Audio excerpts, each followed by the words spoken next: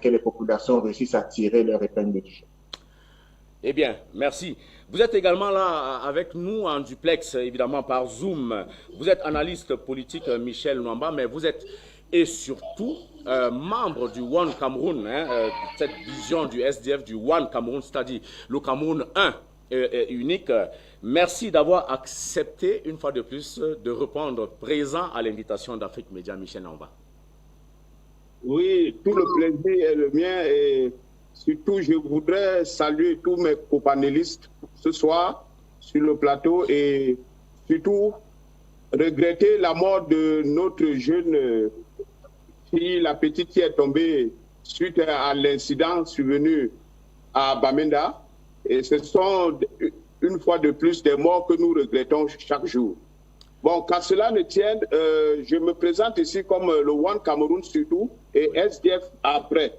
Parce qu'il est important de dire que quand un pays est en guerre, il est temps de taire nos querelles idéologiques, défendre d'abord le pays avant de nous réasseoir après et résoudre nos problèmes. Donc, au cours de ma prise de parole, je pourrais vous expliquer quelles sont mes positions. Je sais que je vais beaucoup choquer, compte tenu de tout ce que j'entends, et parce que l'affaire de la crise anglophone est dans l'actualité de la diaspora au quotidien. Donc, merci beaucoup de m'avoir fait venir une fois de plus. D'accord, mais comme vous avez la parole, Michel Nwamba, je voudrais commencer donc ces échanges avec vous. Vous avez suivi l'actualité, nous n'allons pas la refaire. Une autre jeune innocente qui est donc décédée, une autre bavure, on va dire, les mots ne manquent pas, peut-être une autre malchance.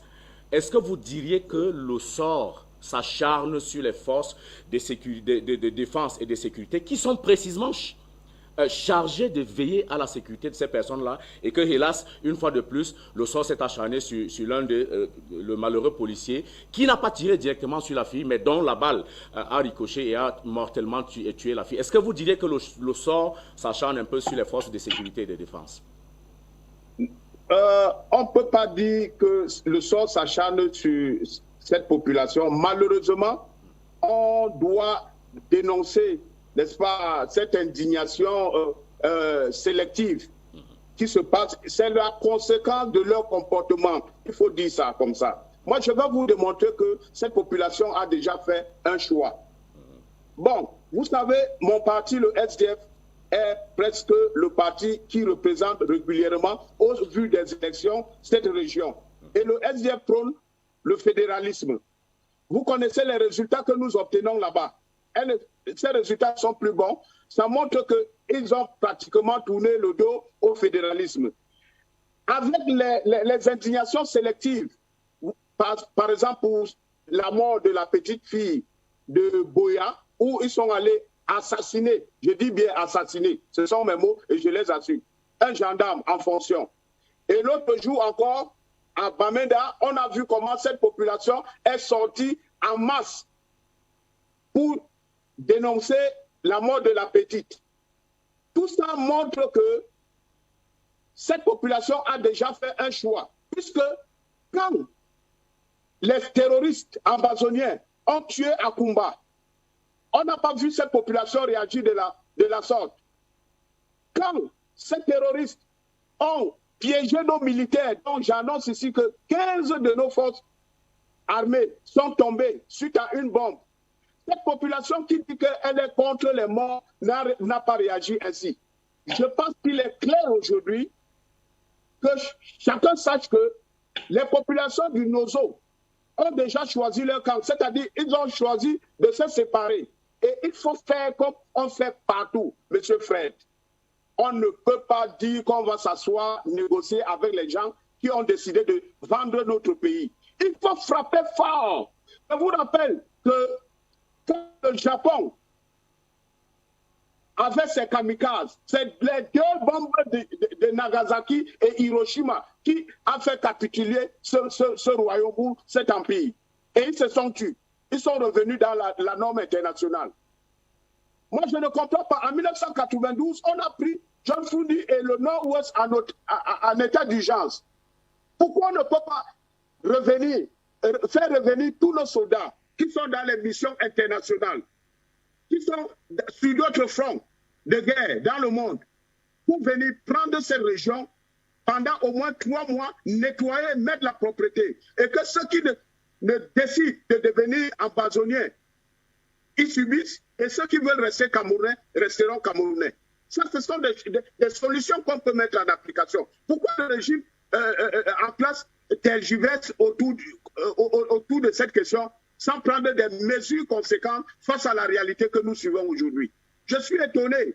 Vous demandez qu'est-ce qu'on doit faire. Il faut frapper. Je dis bien, il faut frapper fort et dur. Ça se fait en Casamance. Ça se fait au Biafra, à côté de nous. On avait même empoisonné l'eau.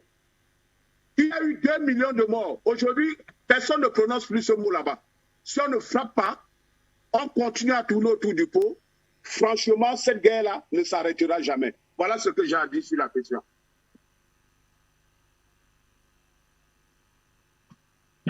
Allô?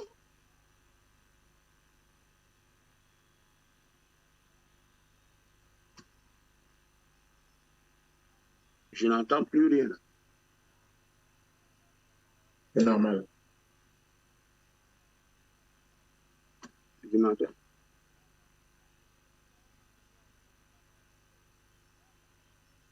Qu'est-ce qui se passe?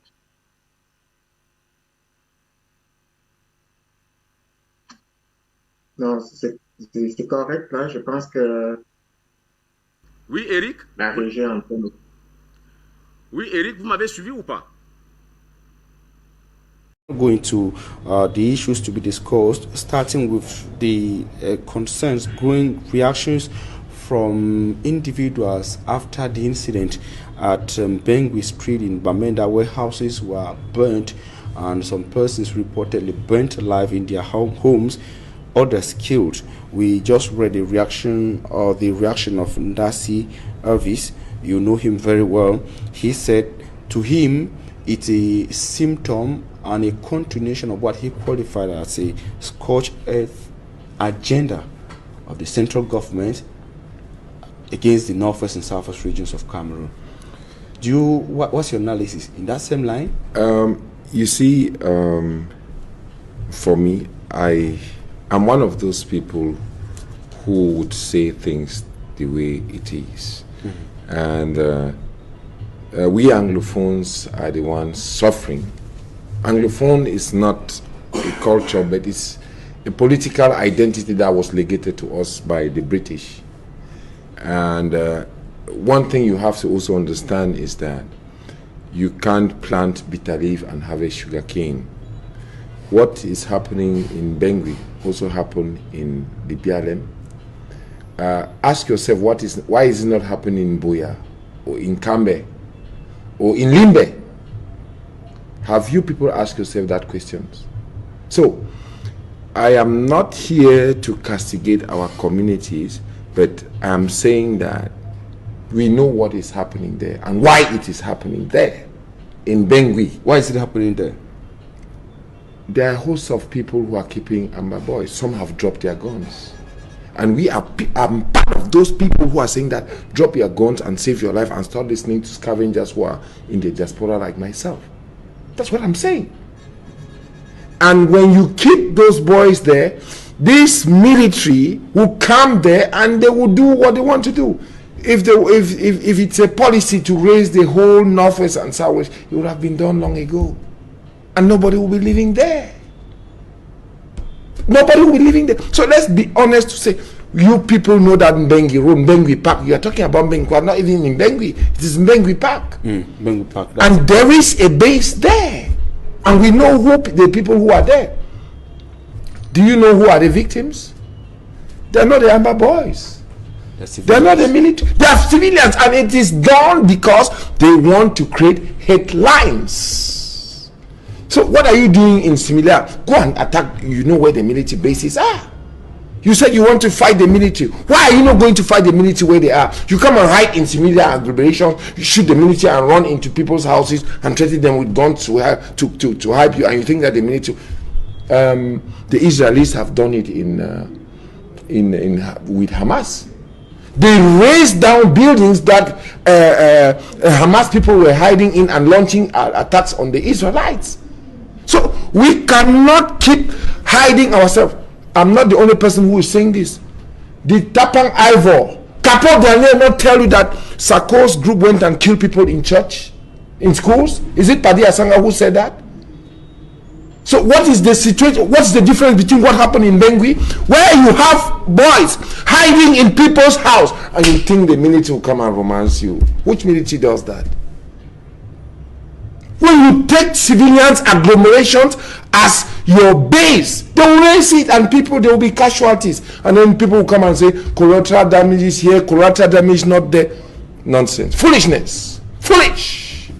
Our reporter said the people were actually angry, that some said their houses actually were burnt by the military. According to the report we'll listen to, and the arguments like, couldn't the military persons have done better, as in getting to target the individuals, trying as much as possible to avoid the civilian casualties, and burning the houses of people who are actually not the persons they were fighting, or they are you're too smart to ask me such a question for me. You are too smart to ask me such a question. Do you really think that if somebody shoots at me and runs into a house, I would think what is in that house?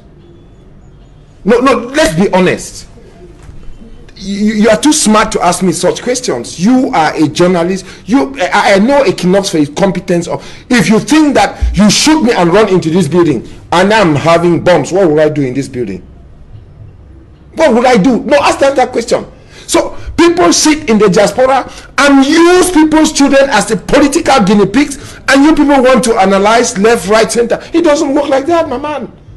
It didn't work as so, brother. We'll talk the truth for people. Why it not happen for Limbe? Why it not happen for Boya? Why is it not happen in Kambe? Why is it not happening in Bamenda Center? I know who is there in Bengikwa. Na Ayabai people. Na Ayabacho, he don't go recruit the boys who were released from prisons. They will never give you their guns.